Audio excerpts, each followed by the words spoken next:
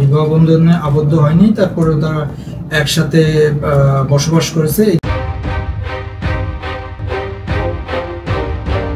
জানার বিষয়টা তো আমাদের তদন্ত সংশ্লিষ্ট বেশ কিছু বিষয় আমরা তাকে জিজ্ঞাসাবাদ করব, বিশেষ করে কখন থেকে কিভাবে তার সাথে রিলেশন বা কি সে প্রলোভন আসলে দেখিয়েছে কিনা বা তাদের নিজেদের সম্মতিতে একসাথে ছিল কিনা, এইসব বিষয়গুলো আমরা জাস্টিফাই করে আমরা রিপোর্ট করব। মাধ্যমে সঠিকভাবে আমরা তাকে অ্যারেস্ট করেছি, আদালতে তাকে সোপর্দ করব।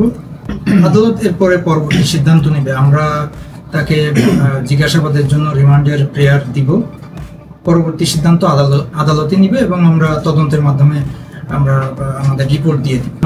তদন্ত করে পরে আমরা পুরো ঘটনা বুঝতে পারবো, যেভাবে আসবে ওইভাবেই আমরা রিপোর্ট প্রদান করবো। এবং যদি মামুন নির্দোষ হয়, মামুন ছাড়া পাবে আদালতের মাধ্যমে, কোনো সমস্যা না।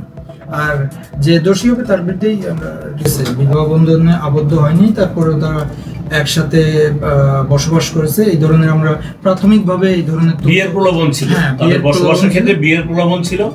বিয়ের প্রলোভনে দেখা ধর্ষণের বিষয়টা এখানে আসছে পরবর্তীতে, যার কারণে এটা নারী শিশু আইনের ৯-১ ধারা এই মামলাটা রুজু হয়। কমিটমেন্ট দিয়ে সে কমিটমেন্ট ব্রেক করেছে কিনা, তাদের বিয়ের ছিল, তার কমিটমেন্ট ছিল কিনা, সেই প্রলোভনের মাধ্যমে তাদের মধ্যে সম্পর্ক হয়েছে কিনা, এটাই তো আমরা যাচাই করে দেখবো তদন্তের মাধ্যমে। আমরা তাকে গত রাতেই গ্রেপ্তার করেছি দাউদকান্দি থেকে, কুমিল্লা জেলা পুলিশের সহায়তায়।